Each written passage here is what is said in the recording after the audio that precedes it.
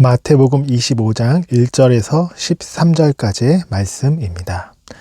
그때의 천국은 마치 등을 들고 신랑을 맞으러 나간 10 처녀와 같다 하리니 그 중에 5은 미련하고 5은 슬기 있는 자라. 미련한 자들은 등을 가지되 기름을 가지지 아니하고 슬기 있는 자들은 그릇에 기름을 담아 등과 함께 가져갔더니 신랑이 더디옴으로 다 졸며 잘세. 밤중에 소리가 나되 보라 신랑이로다 맞으러 나오라 하매 이에 그 처녀들이 다 일어나 등을 준비할세. 미련한 자들이 슬기 있는 자들에게 이르되 우리 등불이 꺼져가니 너희 기름을 좀 나눠달라 하거늘 슬기 있는 자들이 대답하여 이르되 우리와 너희가 쓰기에 다 부족할까 하노라. 차라리 파는 자들에게 가서 너희 쓸 것을 사라 하니 그들이 사러 간 사이에 신랑이 오므로 준비하였던 자들은 함께 혼인잔치에 들어가고 문은 닫힌지라. 그 후에 남은 처녀들이 와서 이르되 주여 주여 우리에게 열어주소서. 대답하여 이르되 진실로 너희에게 이르노니 내가 너희를 알지 못하노라 하였느니라. 그런즉 깨어있으라. 너희는 그 날과 그 때를 알지 못하느니라. 오늘 마태복음 25장에 등장하는 10 처녀 비유로 하나님의 말씀을 나누고자 합니다. 여러분 누군가를 오랫동안 기다린 적이 있으시죠? 천국은 마치 등을 들고 신랑을 맞으러 나간 10 처녀와 같다고 합니다. 여기서 나온 처녀는 유대인의 풍습에 의하면 1년 전 약혼을 하고 드디어 결혼을 앞두고 신랑을 기다리고 있는 그런 여인들을 말합니다. 여러분은 예수님이 오시기를 기다리고 계십니까? 여러분은 천국을 기다리고 계십니까? 우리는 믿음으로 천국을 소망하면서 우리가 진정으로 사랑하는 예수님을 기다려야 합니다.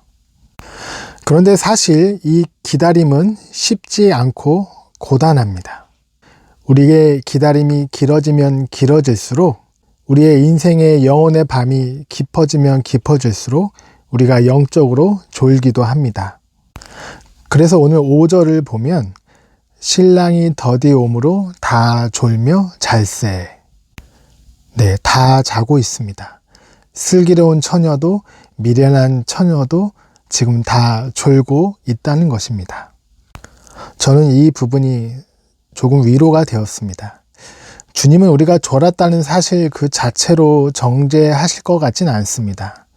사실 졸지도 않고 주무시지도 않는 분은 하나님 한 분밖에 없으시죠. 더 중요한 것은 우리가 주님을 기대하고 소망하고 있는지 준비할 것을 준비했는지가 더 소중한 사실인 것 같습니다. 10 처녀들이 신랑을 맞으러 나간 때는 아마 어두운 밤인 것 같습니다. 그래서 그들은 횃불 장대를 들고 다녔는데 계속 횃불이 타오르기 위해서는 당시에 이 손뭉치에 15분마다 감람유를 공급해야 했습니다. 그래서 그들은 충분한 기름이 늘 준비되어 있어야 했던 것이죠. 만약에 기름이 떨어져 어두워지게 되면 신랑을 찾기 힘들게 되는 것입니다. 6절에 보면 시간이 지난 후에 신랑이 이렇게 맞이하러 오게 되는 그 때가 되었습니다. 7절에 이에 그 처녀들이 다 일어나 등을 준비할세. 미련한 자들이 슬기 있는 자들에게 이르되 우리 등불이 꺼져가니 너희 기름을 좀 나눠달라 하거늘. 미련한 처녀들이 준비했던 기름이 다 떨어지게 된 것입니다. 그런데 불이 없으면 신랑을 맞으러 갈 수 없기 때문에 옆에 있는 슬기로운 처녀들에게 기름을 좀 나눠달라고 한 것입니다. 그런데 9절에 슬기 있는 자들이 대답하여 이르되 우리와 너희가 쓰기에 다 부족할까 하노니 차라리 파는 자들에게 가서 너희 쓸 것을 사라 하니.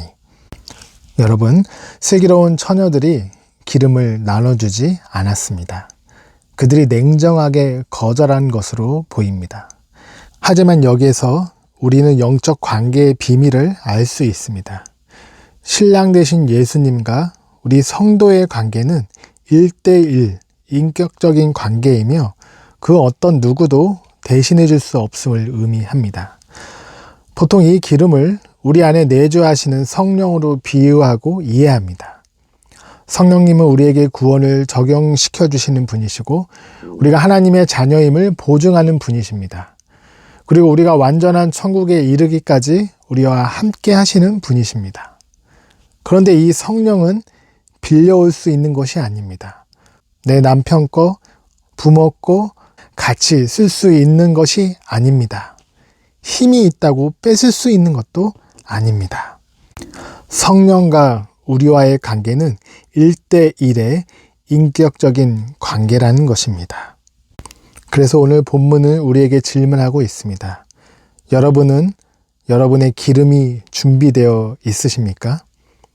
여러분의 마음과 영혼 가운데 그 성령의 기름이 불태워 생명의 빛이 타오르고 계십니까?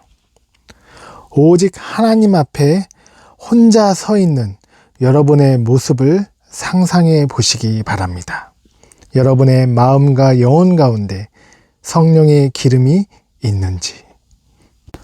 결국 미련한 처녀들은 기름을 구하러 밖으로 나가게 되었습니다. 그런데 10절에 이렇게 나와 있습니다. 그들이 사러 간 사이에 신랑이 오므로 준비하였던 자들은 함께 혼인잔치에 들어가고 문은 닫힌지라.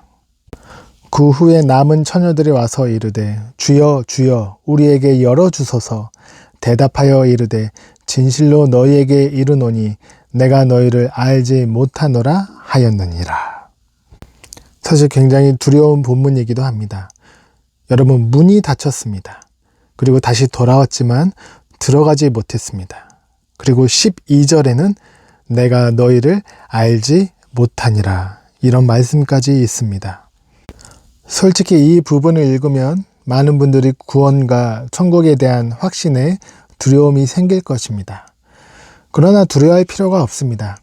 왜냐하면 우리 안에는 이미 성령님이 계시고 여러분이 그 성령님과 말씀으로 교제하고 있기 때문입니다. 이미 우리는 주님과 잘 아는 사이입니다. 그래서 이 말씀이 예수님을 받아들이지 않는 유대인들에게는 두려운 말씀이지만 이미 하나님 안에 거하고 주님 안에 거하는 하나님의 자녀들에게는 평안의 말씀이 되는 것입니다. 그래서 저는 이 비유의 진정한 결말은 잔치라고 생각합니다. 천국에서 참 신랑이신 예수님과 영원히 교제하며 누릴 수 있는 영원한 기쁨과 행복을 우리는 소망해야 될 것입니다. 여러분, 슬기로운 처녀도 졸았습니다. 너무 완벽해지려고 애쓰지 마십시오. 때로는 졸음이 쏟아지는 우리 인생의 어두운 밤중에도 나를 만나러 올 신랑을 기대하며 작은 등불, 기름을 품에 안고 있으시기 바랍니다. 성령님께서는 매일 우리에게 새로운 은혜, 새로운 기름을 부어주시며 주님이 오실 그날까지 승리의 삶을 살아가도록 인도해 주실 것입니다. 비록 예수님이 더디 오시는 것처럼 보여도 때로는 하나님의 뜻이 이 땅 가운데 이루어지는 것이 많이 늦춰지는 것 같아도 여러분, 낙담하지 마시기 바랍니다. 사랑하는 신랑은 반드시 옵니다. 비록 우리는 그 날과 그 때를 알지 못하지만 성령과 늘 동행하면서 주님을 기다리는 우리 모두가 되길 주님의 이름으로 축복합니다.